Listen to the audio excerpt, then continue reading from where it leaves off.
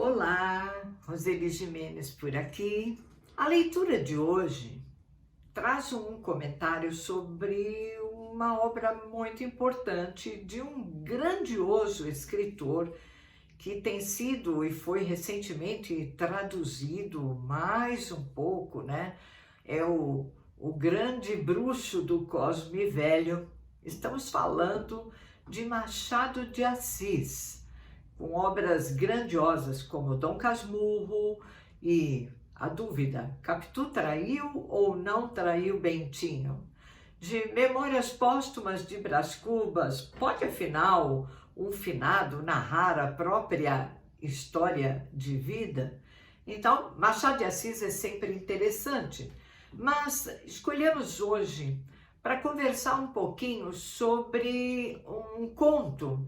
Na verdade, um conto é uma narrativa bastante longa que está em papéis avulsos, publicado em 1882, no auge do século XIX, considerado, historicamente falando, como um período do realismo na literatura. Mas nós sabemos, Machado de Assis vai além, vai muito além do que é ser um autor do realismo. E neste conto em particular, O Alienista, ele trata de um tema universal, de um tema que, embora tenha uma narrativa no século XIX, às vezes até um pouquinho antes, porque é uma narrativa que volta no tempo, nós podemos perceber algumas semelhanças com muita coisa que acontece aqui no século XXI. Então, cuidado para não confundir o alienista com o alienígena, que é uma coisa diferente, né? Então, para o século XIX, o alienista seria considerado alguém que não é são das faculdades chamadas mentais. Em outras palavras, o alienista poderia ser um louco. A raiz, no entanto, é a mesma, né? Ali é estranho, é o outro, mas no sentido aqui do conto do Machado, nós estamos tratando de um personagem, Simão Bacamarte, que chega a uma cidadezinha do Rio de Janeiro, Itaguaí, com a esposa muito dedicada, uma esposa que não pode ter filhos e que ainda assim tem a predileção de seu marido. Mas enfim, Simão Bacamarte vai montar ali em Itaguaí uma clínica, digamos uma casa para abrigar pessoas sobre as quais ele vai fazer estudos. Bem, como o conto é bastante longo, não é? Há um princípio nessa narrativa que faz com que ele passe a recolher a Casa Verde, que é chamada a casa em Itaguaí, e que mantém relações com também uma outra casa em que o próprio Machado esteve internado. Então, também havia sobre ele uma suspeita de alguma loucura, né? Eu diria uma loucura bastante saudável. Aqui o Bacamarte, em sua Casa Verde, recolhe a princípio pessoas que ele considera que não estejam no seu sentido mais normal. Ele recolhe tantas pessoas à casa que praticamente ela fica lotada de gente. É como se pudéssemos dizer, em Itaguaí, todos são loucos, porque todos são reclusos àquela casa, inclusive políticos, amigos, esposas de amigos, poetas. Ele vai recolhendo todos aqueles cuja fala torna estranha alguma coisa. Bom, o narrador desse conto é aquele narrador que chamamos onisciente, um narrador em terceira pessoa, o narrador que sabe, que conhece todo o trajeto, que conhece toda a vida dos seus personagens e, por isso mesmo, pode falar com propriedade sobre eles. No entanto, em um e outro momento, há uma presença marcante de uma primeira pessoa e ficamos a nos perguntar: quem é? Porque uma primeira pessoa indica que alguém que faça parte da história, porque o narrador onisciente, ele é como a mão que conduz a narrativa, mas ele não está lá como personagem. No caso, se eu tenho uma narração em primeira pessoa, isso muda. E isso acontece aqui. Bem, esta Casa Verde, inaugurada em Itaguaí, também é chamada de Casa de Orates, que é exatamente na etimologia como são chamadas as casas de loucos. Bem, em meio à narrativa deste longo conto, Simão Bacamarte vai trazendo para o leitor algumas considerações, não é? As pessoas na política dizem coisas que não fazem sentido. Um poeta declama versos em pleno século XIX como se fosse um poeta às antigas, ou seja, um poeta do idealismo, do romantismo, no caso, no Brasil.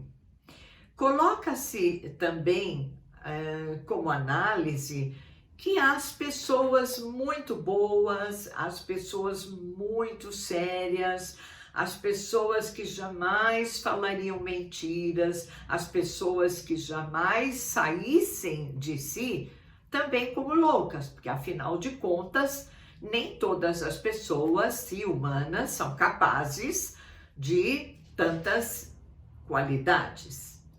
Bom, Simão Bacamarte tem um grande amigo, que é o Boticário, que seria uma espécie, para a época, não é, de médico da cidade, pois até o amigo, até esse grande amigo é encarcerado na casa.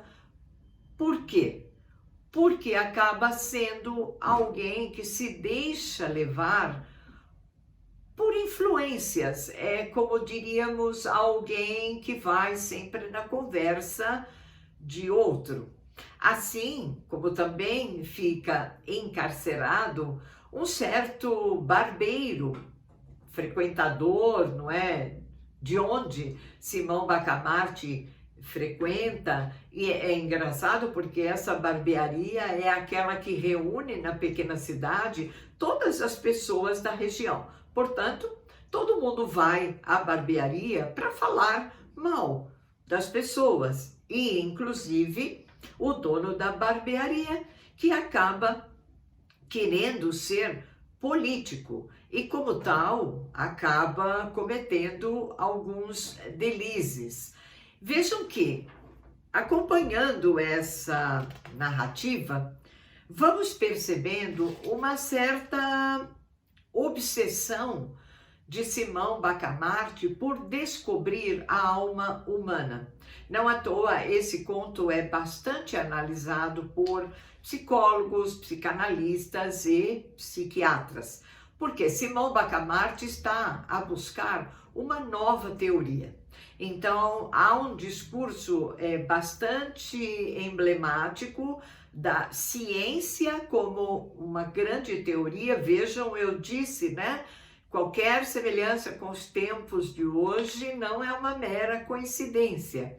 Então, buscando na ciência o que a ciência pode fazer, ele não lança mão de elementos idealistas ou romantizados. Isso vale, inclusive, para a própria esposa. Significa que todo o tempo de Bacamarte está a ficar, né, ao lado da ciência, ao lado da sua pesquisa.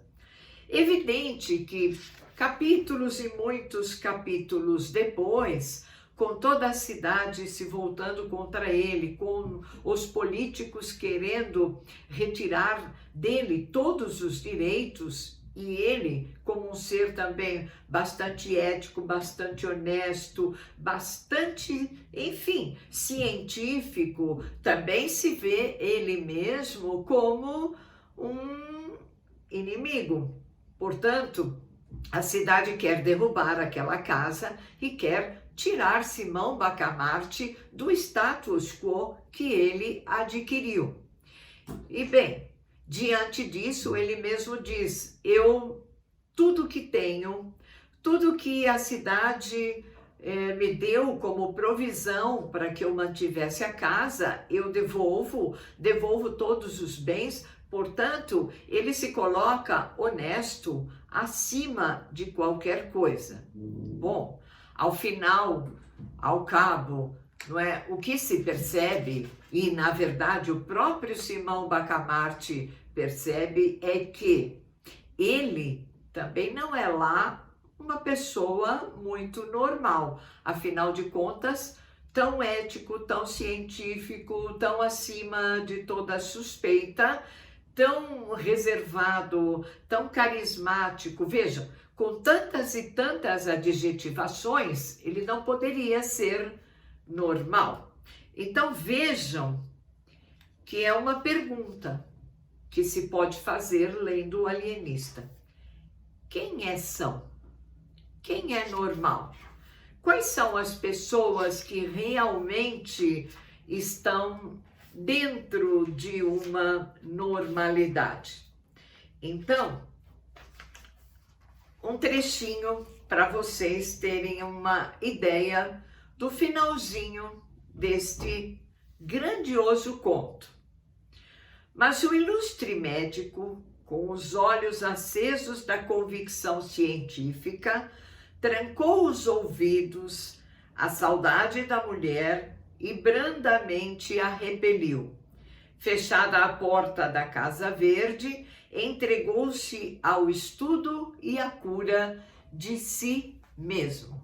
Portanto, vejam bem, o alienista acabou descobrindo que se havia loucos, se poucos eram sãos, ele também, o próprio médico, o próprio psiquiatra, digamos assim, o próprio alienista, estava alien de si mesmo. Portanto, também ele sujeito à análise. Eu acho que vale a pena uma leitura. O meu alienista está aqui, nesta coletânea de contos de Machado, o grande Machado de Assis. E aqui é assim, a Gabook Voice, você pede, a gente ajuda. Não se esqueça, inscreva-se, deixa comentários, ative o sininho, deixa aí também sobre quais obras você gostaria que a gente fizesse uma resenha, um comentário. Até mais!